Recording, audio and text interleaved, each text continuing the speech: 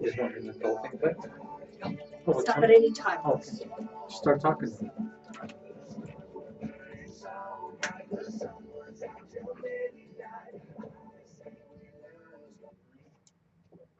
Well, good afternoon, and welcome to the KUHS Author Show. My name is Laura Paget, and this show is being brought to you on KUHS by the sponsorship of my book, Dolores Like the River, about my journey from darkness into light in Christ. And I'm very excited today to talk to you and tell you that our show, the author show, is sort of switching gears here, and we're going to be doing a different thing in the next few months in hopes of keeping our audience happy and bringing in more listeners. And the show has typically been about authors and writing and the books that we wanted to bring to you and help share with you. However, we've decided to kind of take it into a more inclusive vein with having dancers and musicians, all kinds of different people, and especially people who would like to help others to become art, to find their own artistic talents. So we're going to talk a little bit more about that in a few minutes. But what I really want to get to today is my special guest. I'm so grateful that she has decided to come and be with us this afternoon. She's a very, very busy lady. She travels a lot. She lobbies. She does so many things for social justice issues. And she has come on our show, and her name is Reverend Tammy Garrett Williams. Hi. Hi, and thank you for having me on your show today. I do appreciate that. We're grateful that you're here. And Tammy has written several books, and we're going to try to talk about as much as we can in this 30 to 40-minute time slot. But I first of all want to introduce you to this woman and have her tell you a little bit about herself personally, her own journey, whatever she's comfortable sharing with us. And believe me, she's shared a great deal with me. We just actually met a few minutes ago. Yeah, although we have been in contact over the phone and via emails and things like that in preparation for the show. However, I want to tell you something. When you meet somebody and you understand that they are in the spirit too, it doesn't take long to get to know them. And I already feel like we know each other, ma'am. Yes. So give us some information about who you are, where you're from, all that stuff. Well, again, I am the Reverend Tammy Garrett Williams. I am the senior pastor of Transform Ministries, which is also located in Golden, Colorado. I am originally from Dallas, Texas, and I have been in Colorado for 17 years plus. So therefore, I think I'm becoming a native of some sort. Go Broncos! Yeah. Well, I currently reside in Golden, Colorado. I am a mother of two fabulous young men, uh, both adults, and I have one grandchild. I think God has just put me on this specific path from the time of birth. He knew what direction I would go in, and I have fallen off that path, but now I believe I'm clearly on the way that He wants me to go. Well, I'm so grateful that you have chosen to share your path and your journey with us today here at KUHS in Denver. Um, you wrote, you've written three books, you told me. The one that we advertised for this particular show is called Invisible Handcuffs. So can you tell me, say a synopsis of this, and then we're going to get into your background that led you to lead this, Sure. or to read this, to write this. I'm sorry. No Go ahead. problem. No problem. Invisible Handcuff is my journey and the journey of other women as residents inside of a Colorado Community Corrections Center. Yes. This displays the treatment of residents as well as programs used to develop what they call the so-called rehabilitated offender. But when you actually read the book, it can give you a different perspective of how this part of community corrections or incarceration is managed. It may have the readers discover the process of accountability when it comes to community correction as being somewhat skewed or absent in such settings. Um, Again, because of my journey, I did come from the Department of Correction from 2012 to 2013. I did go into community corrections from 2013 to 2014, which means I'm currently sitting still in a form of incarceration called parole at this time. So the synopsis of that book, again, it comes back and it talks about the women in their journey, what happened, why it happened, and what else could happen, and how community correction can change the way that they're doing things. So I felt that I gave them a promise that I would tell their stories once I was out of community corrections, but I felt an urgency. God just put it on my heart that said, you have to tell what is actually going on because this has never been done before. Um, Invisible Handcuffs is such a key name to someone that's being incarcerated. So it all links together in regards to mass incarceration. And a lot of people don't realize that community correction, i.e., halfway houses, is another form of warehousing. It is another form of mass incarceration. And oftentimes it adds back into mass incarceration, another warehousing just for profit. So that's what. Wow. Yeah, and I think as you have already answered my second question, which why were you compelled to write this book? Certainly, you, if I understand you right, said that you promised that you would bring awareness to this particular situation, as people are just not, who have not been in the system or maybe not had people in the system, just simply not aware of all the ins and outs and the things that are being done that don't help and the things that could be done that will help. And when you said God put you on this path, you had said that earlier when we were talking, and I felt like so many people could say, well, this happened to me, and they could not turn it around, to bring it around for the good of others, to bring it around for the glory of God, to bring it around so that you can say, yeah, I have been here, but now I'm here and I'm doing this. You also lobby Yes. in Washington. You just got back from Washington, so she's a little bit jet lagged.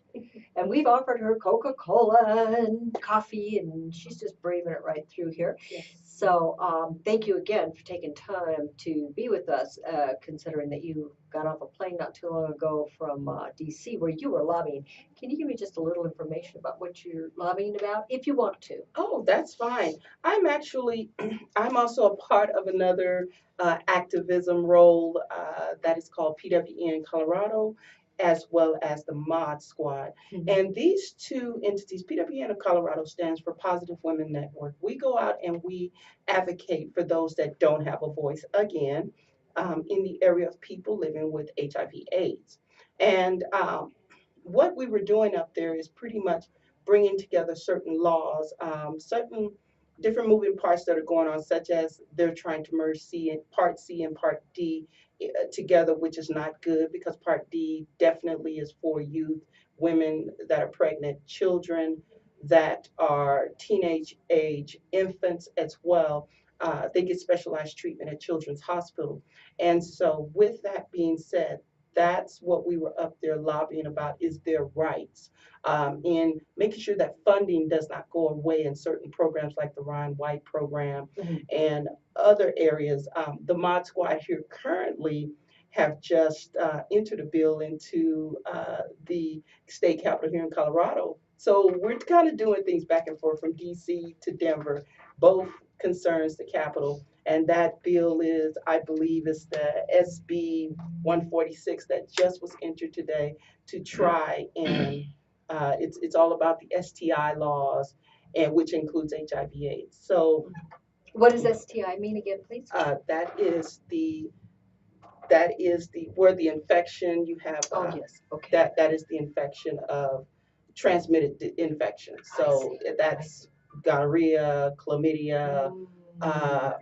Gosh, That's Hep C and all the hepatitis uh, standards right there. So I see. that I is see. actually what that is. So you're lobbying for awareness and for rights to be upheld within Yes. that community. Boy, that's huge because I can imagine the stigmas that are behind diagnoses of HIV, which of course does not always lead to AIDS, but it certainly it can in most cases it does, but people can live for many years with Yes. AIDS now. Yes. Oftentimes people think HIV is AIDS, and That's right. it is just the virus which causes it. So if you understand that stigma needs to be taken out of that, and so that's pretty much what we are basically fighting for. I want to be the voice for those individuals as well, and I think, like I said, with PWA in Colorado, as well as we're called the Mod Squad. That's what we're after. We have a lot of support behind the bill, and we believe that this bill will pass. Very good. And when we go, I want to talk just a second again about invisible handcuffs. And you've talked about what compelled you to write this book, and certainly your advocacy in other areas. And there's another area of advocacy I want to touch on before our time is up. Although we do have lots of time, so I'm really grateful for that. But in invisible handcuffs, can you give me just a kind of a brief synopsis of what kinds of programs, what kinds of things that are within the correctional communities, facilities, are being, in your estimation, if you're comfortable, that are done that neither help people nor encourage them to get out and stay out. Can you tell me anything about that? Well, yes, there are many different disparities, such as treatment that is thrust upon someone coming from. They understand that halfway houses are people that are coming in from prison or from jail ordered. They could have a drug problem or a mental health problem or health problem. There are so many different programmings that these individuals have to search for themselves oftentimes when they're in the specific one that I was in. If you wanted to do a drug and alcohol class, uh, they weren't really offered in the building that I was in, so therefore people would have to go out, get on a bus, go to some other location to get that particular help and treatment. And so the programming inside of of the community correction center that I was in, we talk about phases and programs. These programs were just so not well, in my mind, they were not well structured. Um, Pretty much to have a body sitting in a room, and if they passed or not this particular class, they were then. It's just that their time was just altered, and there was just too much manipulating going on, and so with the transitioning for these people coming out of prison and jail, I felt it was my duty, kind of going Yes, back ma'am. to the book. I just felt like it was my duty to write about the journeys, and these programs again are just so not really.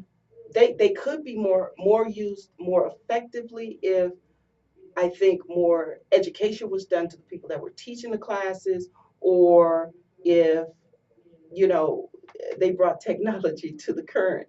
Some of the Right. formulas inside of community corrections are antiquated, and I'm not afraid to say that. I mean, there was someone that actually I wrote about in the book that left community corrections 10 years ago, came back, unfortunately, and they were still doing the same program. She didn't even have to study for the test because the dialogue was the same. Wow. So things like that has to change, or and then we talk about staff and some of the belittling that they do, even towards the counseling. I even speak about that in Invisible Handcuff, where counselors are, or this particular counselor was just so degrading. You just didn't feel like you really wanted to go further. I'm just thankful to God that I had such a strong mind to be able to advocate for myself while I was in there and tell this particular counselor, I don't care how I got in trouble. That doesn't mean I'm always going to stay where I am. And a lot of people don't have that will to do that. They're like, oh, well, I'm a failure, then I'm a failure. That's coming from a system that calls themselves correction. And to me, that's not the word correction. more corruption, that's more Punitive. very it just plays with the person's mind. And that's why it's invisible handcuffs, because the handcuffs is not on your wrist, as you see on the book, it's actually on your mind. So Wow. uh, again, these people are just, they're accepting this as the norm. Even the people that are running these particular programs, they think this is just the norm. And this is not the norm. It's just another form of warehousing of offenders for profit. Wow. So I appreciate what you're saying in terms of these programs. I personally have been through some recovery programs too that I talk about in my book, but it seems to me that the message out there oftentimes is not you've made a mistake, but the message is you are a mistake. yes, And when you live with that every day, and that's the beauty of the redemption and redemptive power of Christ, who says, I love you. And no matter what you do, I love you. And I want to tell you something, your picture is on my refrigerator. And that's the loving Father. And I think certainly there are some situations where we don't want people back out in mainstream, right? yes, But what you're talking about is the societal problem where we have people who've made mistakes, need to learn to do things a different way, need to understand a different path. And that's not really being provided in these particular situations. Have I got that right, you Reverend? have that absolutely right. I mean, God says, yes, as you said, He does forgive you for the mistakes that you made. And that's another piece that's missing from these types of program as well. Those that would like to worship or those that have a different faith, that is a very difficult and challenging thing to Wow. experience in Concord. That was a challenge for me, although I advocated to say, oh no, I'm going to church because that is my right. That is my belief. And if you're going to take that away from me, I don't think you're going to have a hard time doing that. Yeah. So But some people, I read the stories. You I'm sure saw them.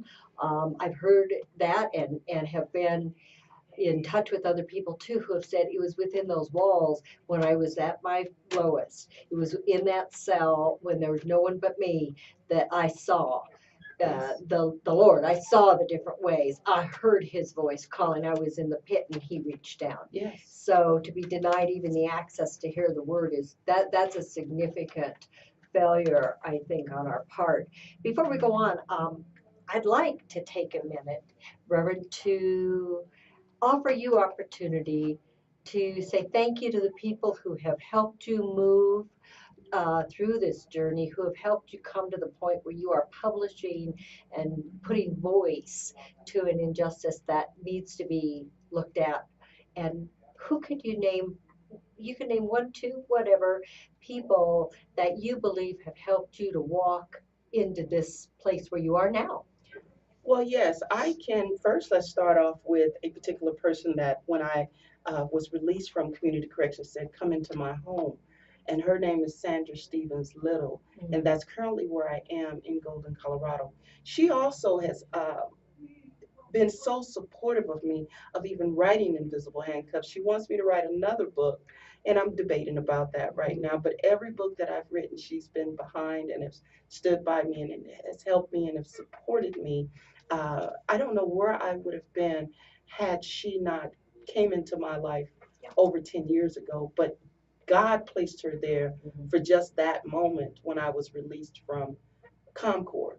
And other peoples that I would like to say thank you to, and that's the women of PWA in Colorado.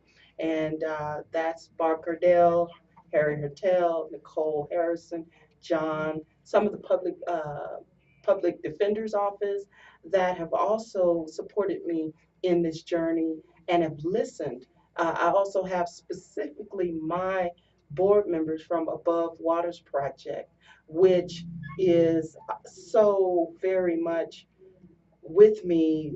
Whitney Leeds, Amy Kafuma, Nicole again Harrison, and Bell, Miss Bell, we'll call her. Just wanted to say thanks to them. Together Colorado is another one with Will Dickerson and Jamoki and Patty, Miss Patty. She's been very. All of these people are the reason I think that I have stepped out. And there's one last one that I want to mention is the Greater Metro Denver Ministerial Alliance, which I am also a part of that organization, that all of these people center around social justice, heard my stories, and was just like, you've got to do this. This is for you. I mean, when God set this whole parameter up and put the people in the places that needed to be there so that I can take this journey, I thought to myself, oh, I can't do this by myself. But God says, yes, you can. And look at what we're doing. So those are the thank yous that I have. I mean, my son, Charles, has stood behind me as well. That is just so important to me. And when you can't have your family, when they're not around you to give you that support, it makes it a little bit harder. But I have family, I have friends, and I have organizations that are out there just being a support in a wonderful way. Wow. Praise God. Yes. And one of the things about this particular station, KUHS here in Denver, we have an international audience, and the subjects that we talk about, the books that we cover, the different pieces of life that we share are not just about Golden or Northglenn or Denver or the U.S.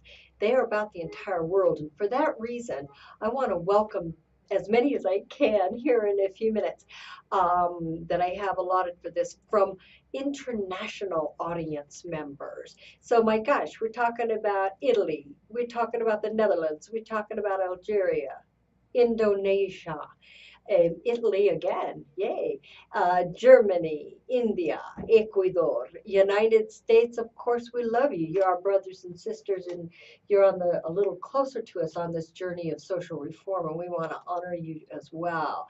We have, oh my goodness, hey there, Chicago from the U.S., hello, hello. And we're also looking at Brazil, and it's a couple from Brazil, Turkey, Morocco, and Washington here in the United States. So those are just a few that are flying through our feed right now, and they just keep coming. Poland and the different places that help us understand we belong to each other. And this is true not only in our city, in our community, in our state, this is true on a global basis. So welcome in the United States and outside. We want to thank you so much for joining us. Reverend, you mentioned something, you said something earlier about the support you had for every book you've written. Can you give me just a little bit of information about some of the other books you've written, please? Sure. The very before Invisible Handcuffs was out, that the first book was Will and Grace. Will and Grace is a book based on my journey once again, and the fact that we think that God uh, has just, you know, how could no, for us we think that there's such a thing called entitlement. Mm, When we think of life as entitlement, we think that what God gives us, we're entitled to. But we have to remember that what He gives us is a gift, it's a present, it's something we open every single day. The will and the grace. Your will, what is your will? What is your purpose? What are you here for? For me, when I figured out I'm here for this particular walk, now I have fallen into the purpose that I'm supposed to be in, and therefore that's where the reward is. The grace to do this. All of these things are given by God. It is not something that I take for granted. Another person should take for granted. But when you read Will and Grace, you are understanding your will and His grace as well. It's a combo thing. It's not just this is you doing this. That's so, if you think that that is, to me, that's just doing things in vain. You have to understand that who the Creator is and who has blessed you to be able to even take this walk in life. Transparency, ready to do God's work. It is actually a workbook. It's a workbook that you could either do individually as well as you could do it in a Bible study. And what that does is that talks about how transparent are you in your walk. I even touch bases with the government. How transparent are you in your walk? I mean, I think that this country, from my understanding, was built with Christians. However, some of the worldly things are going on out there, and I have to speak real, it's not as transparent as you think. Okay. So you That's could true. utilize this book to even help you in that area, but more so in your spirit. How transparent are you? You know, you say, oh, I'm a Christian, I live like this is what I do day and night. But oftentimes when we read the word, are we really living the word? Are we really truly being transparent? Are we even being, God can see our heart. He really can see us. But are we truly, let's act like God don't see our, and just be transparent to him. Yeah. Just be real with who we are as creatures from God. We are designed by him, and he gives us hope and aspirations, and he gives us prosperity, and just being transparent to receive all of that is Wow. what transparency is all about. So, can we know how to get a copy of any one of these books? They all sound great to me. All of these books are located all over the internet on Amazon, Nook, iTunes. Uh, it's also located on the publisher that I publish through, which is lulu.com. Okay. It is also located, if you're in the Denver metro area, or if you just want to get online, it is at Tatter Cover Bookstore locally here in Colorado. And I mean, if I, receive emails, I can even send them out myself. So how do they get a hold of you then? Is there a website? there is, well, our website is Transform Ministries currently right now. Transformministries.com is our website, which will link you to Above Waters Project as well as the 3 books. You can also reach me at Tammy with a Y, TAMMY, at transformedministries.com. If you email me and say that you would like to have the book, we'll transfer information that way. Or you can call me at 720-249-8455. That is actually a direct number for me for Above Waters Project. So, brilliant. yes. And before we let you go, Tammy, again, I want to thank you, but we do have a few more minutes, and Henry Archuleta has graciously said we could go over time here for this particular segment because there's just so much to cover here, and so we're not letting you out of the building until we know if you'll come back and help on this show again, because for me, I feel very inspired. But above what is Waters. that? Above Waters Project you mentioned, and also I want to talk a little bit about Together Colorado. We have a few more minutes, and tell me about that, the Above Waters Project. What in the world is that? That's a great I am name. so excited that you asked because Above Waters Project is actually spun from the book Invisible Handcuffs. It is a nonprofit organization that has board members, of course, and we are the watchdogs for Comcore. We Okay. will be holding community corrections accountable for actually rehabilitating people according to what their statute 7-27 is stating for community corrections how it should be ran. We are the voice for the offenders. There are things like mandatory parole that is coming up that may become a bill here soon if we don't try to tweak it to make it more feasible for successful offenders coming out of prison, parole, or community correction. But as far as Above Water Project, again, we are the watchdog. We're trying to be their allies. We're talking with people at the Department of Safety, as well as Colorado Commission of Juvenile Justice, as well as Colorado Community Correction Task Force. We're trying to work with them to say, okay, a person like me has been in. We need to, this is what we think that this should look like. And we just try to address things from this offender standpoint. I love that, and I love what I read about this book when I very first started to do the research on it. And I think one of the things I thought you said was the insiders. Look at the inside from the outside. Yes. That's brilliant, and that's a great play on words, but it's also a great visual for us. It is. You want people to be able to. We got taxpayers out here that think, oh well, this is just fantastic. They're kicking them out correctly, and Oftentimes that's not happening. A Mhm. lot of times in community corrections, we have success stories. Don't get me wrong, I'm not to down them because I believe I'm a success story, but then I advocated for myself. Um, there are a lot of people that get turned back and go back into prison and into jail. They just disappear. And you wonder why. And it could be for something that a parole officer wouldn't reject you for, but community correction will, because they are so tight on how they run their operation to the point sometimes people just run from those places. They Yep. escape. They do some things that are just like because of the pressure.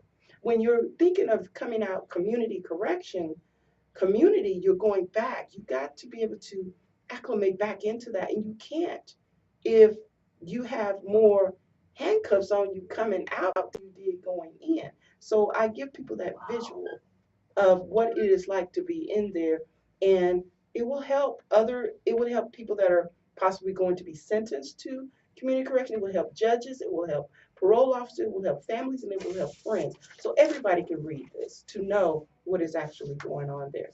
That's great. So this is something that is throughout our society. Many people are involved in correctional type situations, not just people who are inside, but their families and our communities. Right. Don't we want people who have offended to come out ready to join us to make our world safe and our communities viable, right? Yes. And that's not happening. Yes, we do want them to come out with their rights back. That's right. And that's, we don't want them to come back with the slavery mentality.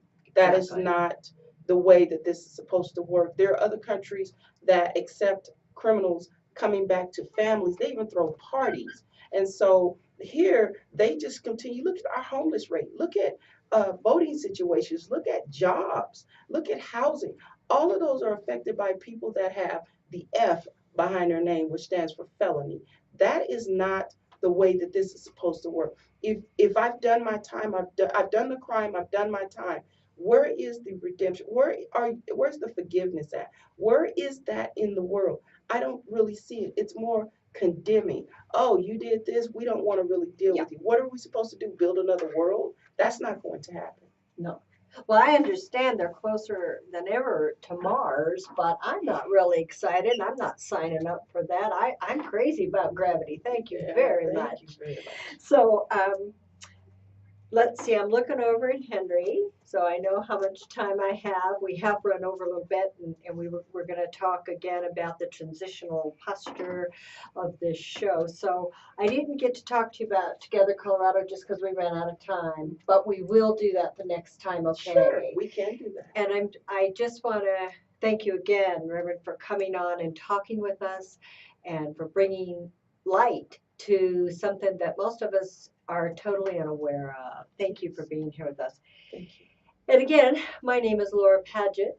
You can catch up with me at lauralpaget.com, where you can see my publications, my events, my dance pictures. I'm a sacred dancer. I love to teach dance. I love to teach writing, and all of those things that are going on with me. And you can access the stuff that I'm doing. However, for right now, I just want to tell you, I want to have a huge shout out to Albert Quintana, tell him I miss him, and I hope everything for him is going to go well. I hope he will come back as a guest, and maybe as a guest interviewer too. But we are going to move the author show into sort of a different lens, and that lens is going to be more inclusive of lots of different kinds of artists, musicians, photographers, graphic artists, the people who are responsible for helping us hone our craft, editors. I have an editor coming up before too long to help give us some of the tools to help us realize our dreams. It's wonderful to sit down and write a book or write a piece, but I'm telling you what, editing's huge. And what makes the difference between it being a good work and a great work oftentimes can be the editing. So that's something. On the 18th of March, I'm going to have a dear friend of mine named David Rupert. David traveled to the Middle East this year, or actually last year, and he talked to Christian refugees in different areas, and his stories can help you to see this issue through a lens that may do some good in dissipating fear, anger, biasness about the refugee situation in our world. Please join us at 2:00 p.m. March 18th, when David Rippert and I talk about his work as a sort of just chronicling individual on some of these stories. And until then, we are very excited that this show will continue on. It'll just be named differently, and we're not really sure what we're going to call it yet, but we'll let you know. But I'm so excited to have had the Reverend here today, and I'm very excited for all of our listeners. And I want to tell you something. Every story you hear, every story you share, especially about areas you don't know anything about, it just continues to tell you we belong to each other. Good, bad, or with mistakes, we belong to each other. So run out there today and act like you belong to other people like they belong to you. And make it a good day. Better yet, let's make it the best day of our lives. God bless you. Thank you, ma'am. Bye-bye.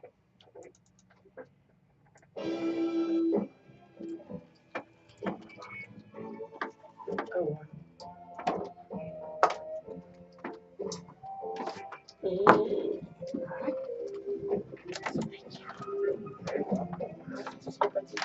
Oh, I hope I did too. I wanted to talk about the Colorado. No, we're fine. We can always, But we'll do we're that still, again. yeah, because we're still working on that. Oh, yeah. When you hit me with STI, I'm like, oh my goodness.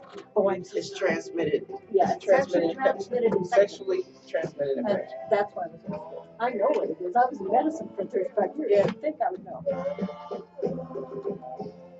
What do you think?